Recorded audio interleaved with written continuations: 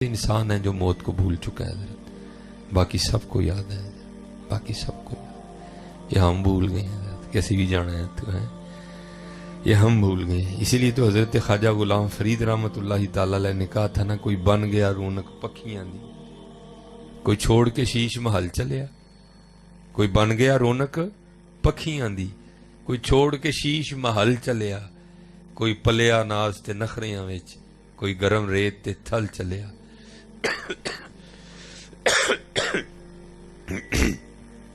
کوئی بھول گیا مقصد آون دا، کوئی کر کے مقصد حال چلیا۔ غلام فریدا ایتھے سب مسافر نہیں، کوئی اج چلیا کوئی کل چلیا ہے، جانا تو ہے حضرت صاحب۔ پھر میاں محمد بخش صاحب بھی بولے، آپ نے پھر کیا فرمایا؟ آپ نے فرمایا اچے ٹبے شیراں ملے تے تھل ملے مرغائیاں، چاراں نکراں موت نے ملیاں، فضل کریں رب سائیاں۔ پھر میاں صاحب بولے حضرت، آپ فرماتے ہیں کالے وال مسافر ہوئے، چٹیاں ڈیرے لائے، ویکھ محمد بخشا موت سنیہ آئے۔ پھر حضرت بابا فرید بولے، آپ فرماتے ہیں اٹھ فریدا ستیا چاڑو دے مسیت، تو ستا رب جاگدا تیری ڈاڈے نال پرید۔ اٹھ فریدا ستیا او تیری داڑی آیا بور، اگا آ گیا نیڑے پچھا رہ گیا دور ہے جی۔ لیکن کیا کریں حضرت جی، کو ماننے کو تیار ہی نہیں ہے، اور نہیں آیا مولویاں دیا گلاں نے، ٹھیک ہے ایتھے ہی رکھو، یعنی مولویوں نے اور کام ہی کوئی نہیں ہے۔ اور نہیں بھائی، یہ مولویوں کی باتیں نہیں ہیں، یہ اللہ اور اللہ کے رسول کی باتیں ہیں، یہ مولویوں کی باتیں نہیں ہیں، یہ اللہ اور اللہ کے رسول کی باتیں۔ ہاں حق ہے موت حضرت، موت، اور یہ کوئی مایوسی نہیں، یہ تو دلیری ہے حضرت، مرنا ہے اور ایک ہی دن مرنا ہے، بس روز نہیں مرنا حضرت، ایک ہی دن مرنا ہے، یہ تو دلیری ہے حضرت، یہ کوئی مایوسی نہیں ہے۔ اور مرنا کس نے ہے حضرت جی؟ دنیا دار مرے گا، مومن نے کہاں مرنا ہے؟ اور بلیا سی مرنا نہیں، اور گور پیا کوئی اور۔ ہاں کون کہتا ہے کہ مومن مر گئے، کیسے چھوٹے اور اپنے گھر گئے۔ ہاں جی، مرنا تو ہم دنیا داروں نے ہے، اللہ والوں نے کہاں مرنا ہے، انہوں تو اپنے گھر جانا ہے حضرت۔ ہاں یہ نبی رہا دنیا سجن المؤمن، دنیا مومن کے لیے قید خانہ ہے حضرت، انہیں تو قید خانے سے چھوٹ کے اپنا اگلا معاملہ کرنا ہے۔ اسی لیے تو لکھا ہے، یہ حضرت سلطان ابراہیم بن ادہم رحمۃ اللہ تعالی علیہ، یہ وہ صوفی بزرگ ہیں کہ جنہوں نے اللہ جل شانہ کی محبت میں بلخ کی بادشاہی کو ٹھوکر ماری تھی۔ ہیں جی، ہم تو 5 روپے نہیں چھوڑتے ہیں، آپ نے بلخ کی بادشاہی کو ٹھوکر ماری تھی، چھوٹی بات نہیں ہے حضرت، محبت الہی میں بلخ کی بادشاہی کو ٹھوکر ماری تھی۔ اور کتابوں میں لکھا ہے کہ آہستہ آہستہ یہ قدرت کا ایک طریقہ کار تھا، آپ کو وہ لگتے رہے، وہ ٹھوکریں لگتی رہیں۔ لکھا ہے کہ ایک دن حضرت اپنے کمرے میں سوئے، اور حضرت کا کمرہ سب سے اوپر تھا، سیڑھیاں چڑھ کے سب سے اوپر آپ بادشاہ وقت کا کمرہ تھا۔ تو آپ لیٹے تھے تو کیا ہوا، پاس ایک بندہ بھاگتا ہوا گیا، تو حضرت اٹھ کھڑے ہوئے، بڑے حیران ہوئے، باہر پہرے دار کھڑے ہیں، یہ بندہ کیسے اندر آ گئے؟ آپ نے پہرے داروں کو بلایا، آپ نے فرمایا ابھی یہ بندہ بھاگتے ہوئے، انہوں نے کہا حضور بھاگ آ ہی نہیں سکتا، ہم تو باہر رنگی تلواریں لیے کھڑے ہیں، بندہ اندر کیسے آ گیا؟ اچھا، آپ نے فرمایا شاید میرا وہم ہوگا۔ اب لیٹے تو چھت پہ نہ بھاگنے کی آوازیں آئیں، آپ سمجھ گئے نہیں بندہ تو ہے کوئی۔ ابھی آپ بیٹھے تھے تو بندہ پھر واپس بھاگتا ہوا آیا، آپ جلدی سے اترے، آپ نے بندے کا ہاتھ پکڑ دیا، آپ نے فرمایا بھائی تو کیا چھت پہ کر رہا ہے؟ وہ آگے سے عرض کردا حضور میرا اونٹ کو آج گیا تو میں چھت تے اونٹ لبن ڈیا۔ آپ نے فرمایا تیری مت تو نہیں ماری گئی؟ وہ کبھی اونٹ بھی چھتوں پہ ملے ہیں؟ وہ آگے سے پوچھتا ہے حضور اگر اونٹ چھتوں پہ نہیں ملتے تو پھر خدا بھی پلنگوں پہ نہیں ملتا۔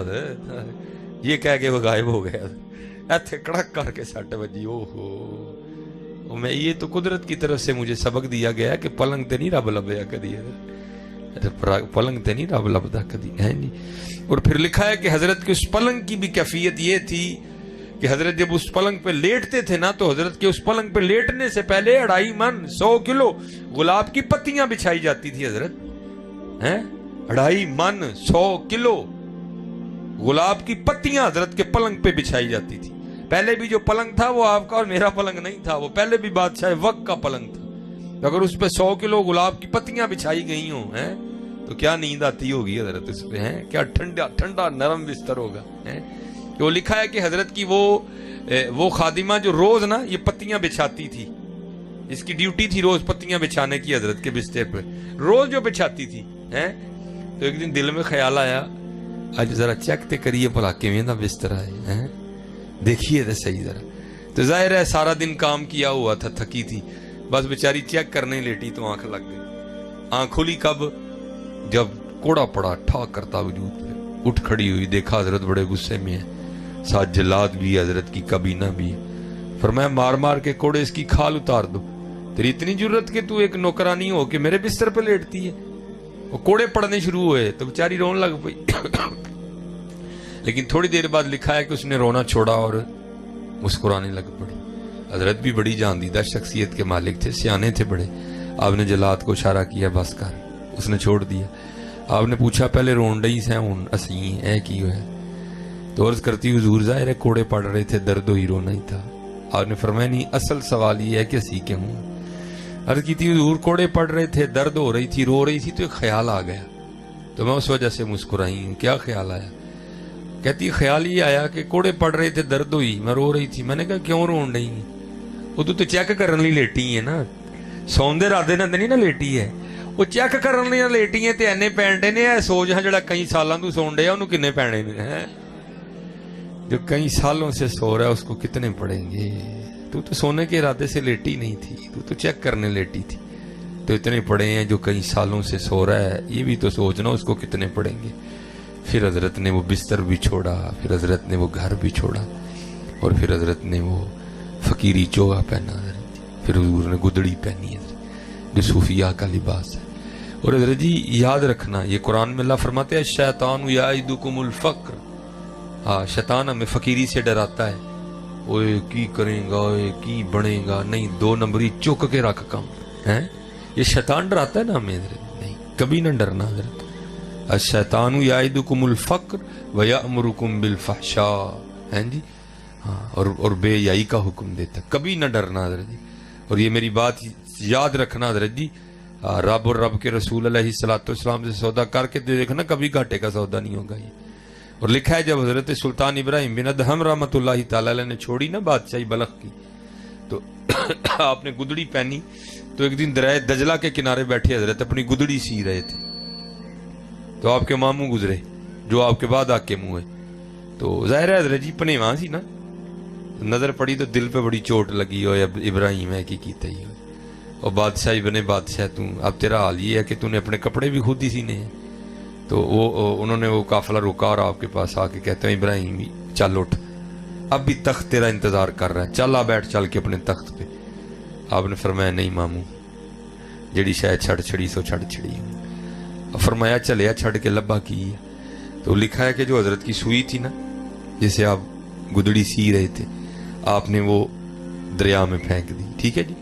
وہ بھائی سوئی یہاں پھینک تو نہیں ملتی ہے، تو دریا میں پھینکی ہوئی سوئی کی کیا حیثیت ہے حضرت جی؟ پانی کی رفتار، پانی کی گہرائی ہے، پتہ نہیں چند لمحوں میں وہ پانی اس سوئی کو اٹھا کے کہاں سے کہاں لے گیا ہوگا۔ تو سوئی پھینک کے آپ نے کیا کیا؟ پانی کی مچھلیوں کو مخاطب کر کے آپ نے ارشاد فرمایا میری سوئی لے کے آؤ۔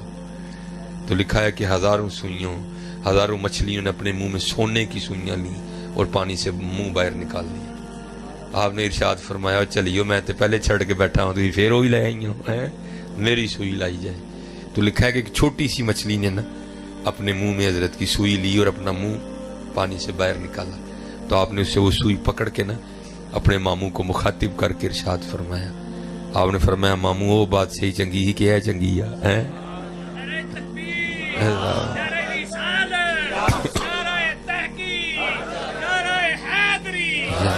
ہاں ماموں وہ بات صحیح چنگی سی کہ ہے چنگی ہے۔